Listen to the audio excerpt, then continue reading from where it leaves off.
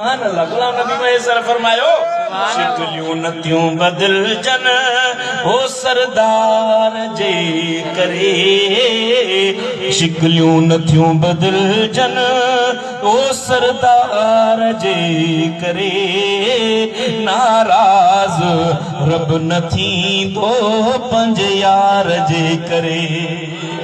इंसान बेकदुर जाने नथो सगे गालियूं दिमाग में ही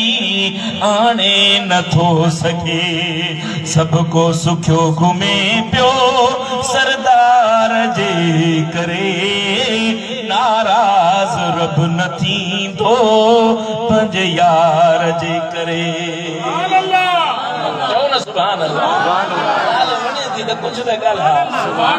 मदीनो रेखारी गई सबको सुखियो घुमे थो ओ सरदार जे करे नाराज रब नथी दो पंज यार जे करे।